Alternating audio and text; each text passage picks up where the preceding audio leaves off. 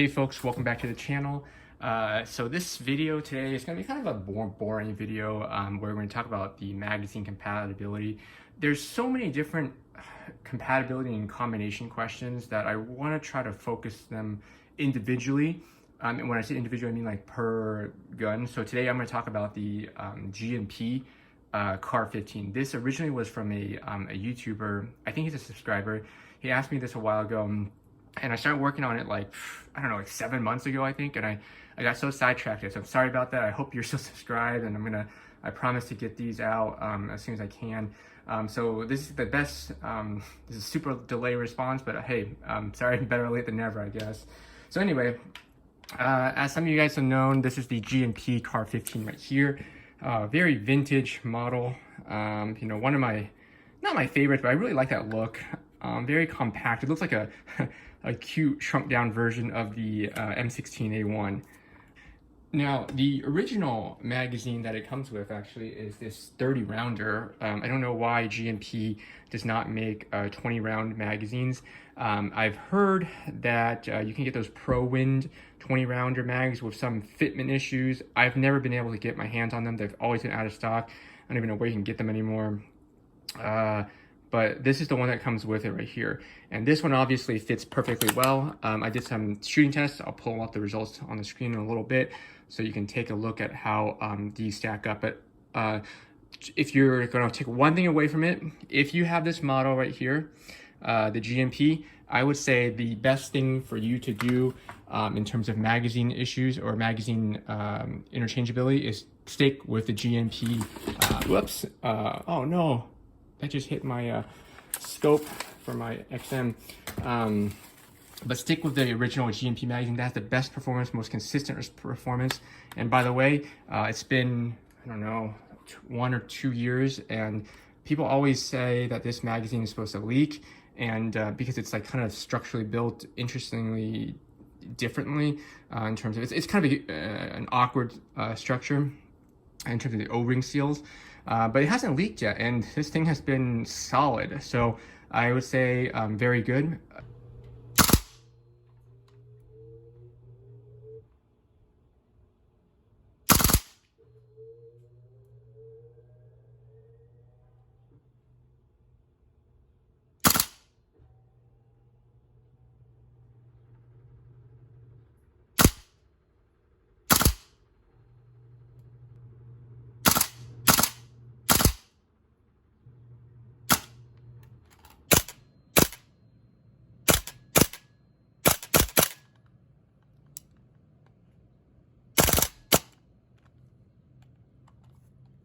Just a remark, and we'll get to this a little bit later, but this thing has these plastic lips here, which makes feeding biodegradable BBs very reliable. They don't get torn up or anything like that, and makes shooting issues, doesn't have any, non-existent, at least for right now.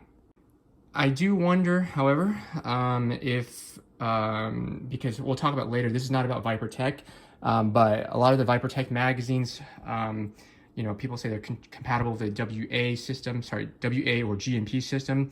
For example, this is a King's Arm one right here. They use metal feed lips, which cause a lot of damage to biodegradable BBs, which is a problem. So I wonder, I'm going to be doing another video in which we try to address the issue here. But anyway, this one works pretty nicely with it. Now, let's say you want to go, before we go there actually, no, the Tokyo Marui, for example, this magazine right here, they're totally different system. They will not fit into the G&P. I don't think you can even insert them unless you sand down, the parts. Yeah, it just won't stay in there. So you can't use Tokyo Marui, and no WE is the same thing. WE Tech mags are like the same. They're just totally different, so they won't be considered here. Now, where it gets very murky is with the magazines for the G&P system, or sorry, the the Viper Tech, the EB Tech, I guess Pro Win / Viper Tech, I'm not really sure, and VFC. So first off, I was very disappointed. This is a 20 round mag by VFC right here. I love this magazine. Right here for my VFC XM177 right here. Also very goes very nicely with that M733 by VFC right there too. But anyway, this magazine unfortunately does not fit into, it does fit, but sorry, will require modification. Notice how it doesn't even seat in here perfectly because you have to sand some, I think you have to sand the inside of the receiver, and it won't, basically it's gonna take some work. So by default, prepare for some work. I would imagine you can do it, but I always felt uncomfortable trying to sand down the inside of my receivers in order to make a magazine work. And so I'm not sure about the performance and the FPS of this too, because again, as you'll see in a minute, these magazines are not the same. So now that kind of leaves us with just kind of like the magazines, the EB Tech, the King Arms, and the Viper Tech, the mags right here. So these are the two like Viper Tech, like P style mags. Remember, they are metal. This one happens to be gray because I painted it gray with like this Alumahide from Brownells, but it's the same thing as this one right here. I personally prefer this color, just my preference, nothing special. But these actually, believe it or not, do not work in the G&P model. So what happens is that once you fire it, you will basically vent all the gas, either vent all the gas or it'll come out as if it was like a squib or something like that. It will fit like so. It doesn't click nicely, but it did click, or it did lock into place. If I were to close the bolt and try to, let me try to show you, if I try to lock it back, it does lock back, but the performance is rather weak and not the best. Let me try to do like a dry fire for you to show you. Well, I have to do it this way, actually, for you to see it. See, it should have locked back, but it doesn't. Well, it's not reliable, but it does work. I just don't think it's the most optimal use, and I've had issues before with this magazine. I guess for some reason it's working now.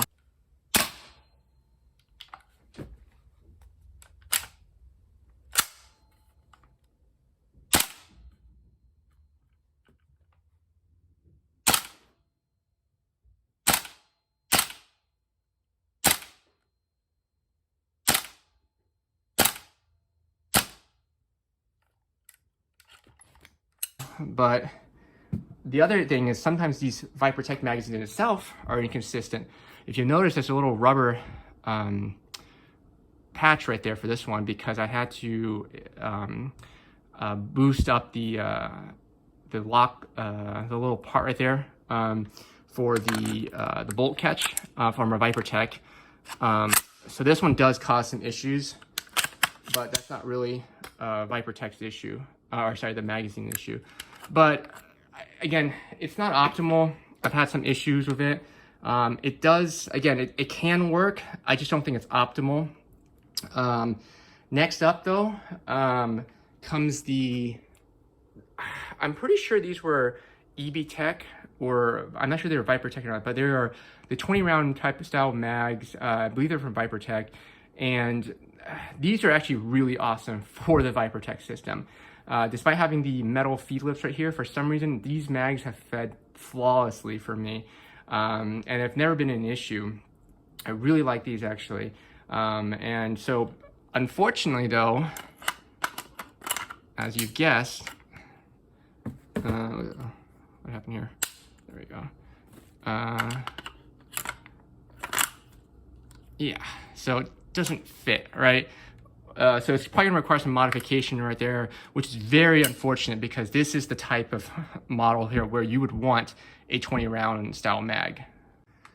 The last magazine right here is the King Arms one right here. I wonder if it's just a different name or a manufacturer, but they're pretty much identical in terms of looks to the EB Tech mag, which I forgot to talk about actually. But these work okay, actually. They will, let me lock them back real quick. You can push them in. Sorry, got a little bit stiff when the bolt is closed like this, but there we go.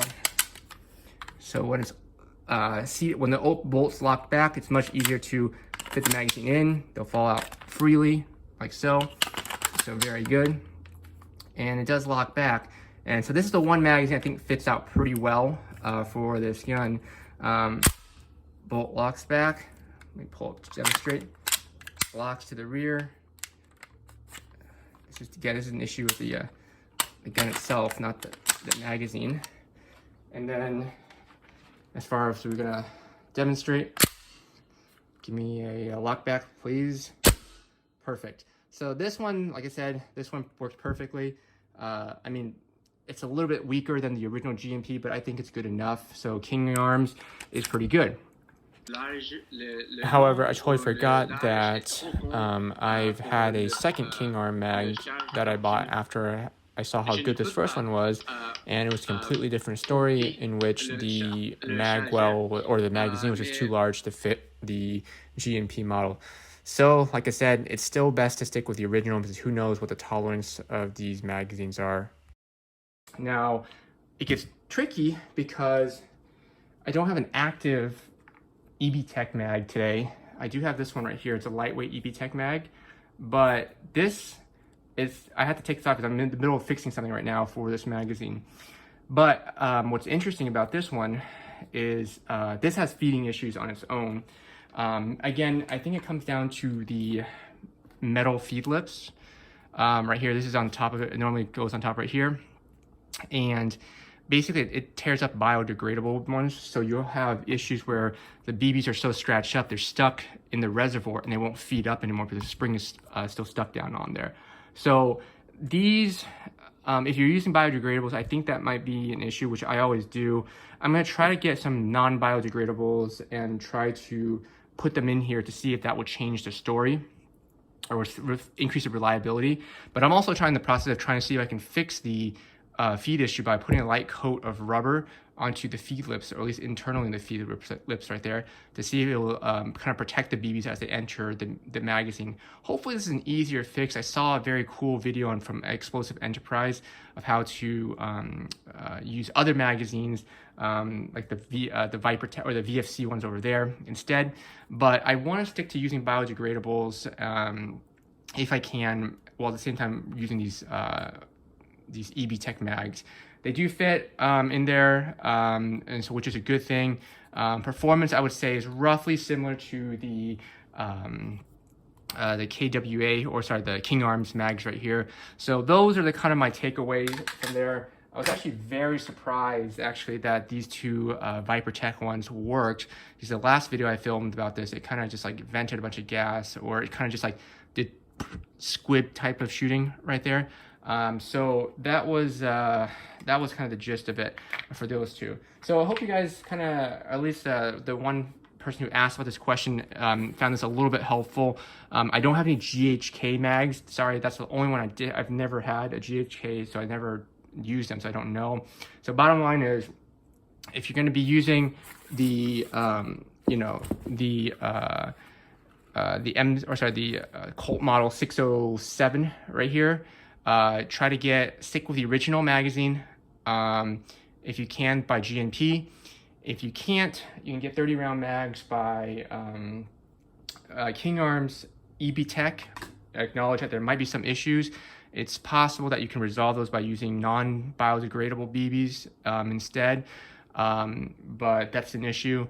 And it's possible that other 20 round magazines like these by Viper Tech might still work, but they clearly need some, the mag well is just way too tight, and you're going to need to do some modifications. And if you're willing to kind of like sand down and get the technical skills to do so, that might help for you. It's possible you can get the Viper Tech or the VFC mags to work as well, but again, you probably need to be more technically inclined. So it just depends on how adventurous you are in the situation. Okay, I think that's it for this video today. Next time, I'm going to focus a little bit more on the Viper Tech models and how all these magazines fit into the Viper Tech, or sorry, the VFC model. And I'll do one for the Viper Tech back there as well too. And then of course, everyone's probably gonna want to focus on what's going on with the VFC M733 here, which is gonna be the same as basically the M7, or sorry, I want to talk about the XM177 here, which is going to be the same as the M733 beneath this one right here. under there. So, all right, so tune in next time. I'll get you guys a video for that. Hopefully you guys found that a little bit useful.